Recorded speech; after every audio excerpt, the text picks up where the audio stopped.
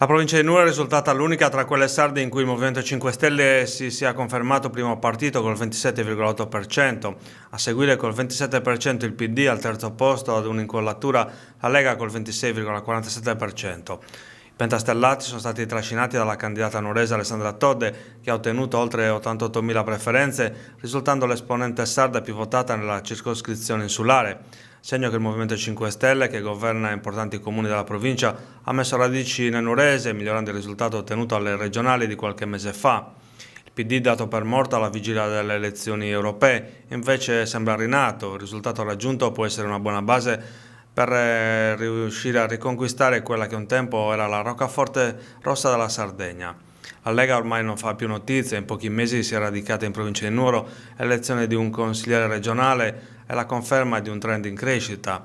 Quanto ai riflessi del voto a Nuoro, c'è da segnalare l'ottima performance del sindaco Andrea Suddu, candidato come indipendente nella lista del PD, che ha ottenuto 66.500 preferenze, che ne hanno fatto il candidato sardo più votato nell'isola. Il PD in città è tornato il primo partito col 35,22% dei voti, superando il Movimento 5 Stelle che si è fermato al 29,15% e la Lega che non è andata oltre il 17,92%.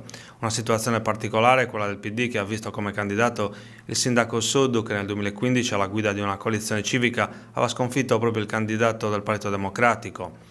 È presto per valutare se ci potranno essere dei riflessi dei risultati del voto delle europee sulle prossime elezioni amministrative in programma nel 2020. Per adesso le forze politiche locali sono alle prese con l'ultimo anno di consigliatura. La maggioranza guidata dal sindaco Suddu deve approvare il bilancio e portare a termine il programma di una coalizione che ha perso per strada i sardisti. Le elezioni europee hanno dimostrato che in questa fase della politica italiana e sarda 12 mesi sono un tempo lunghissimo in cui molte cose possono cambiare e posizioni politiche che un tempo sembravano antitetiche possono avvicinarsi o allontanarsi definitivamente.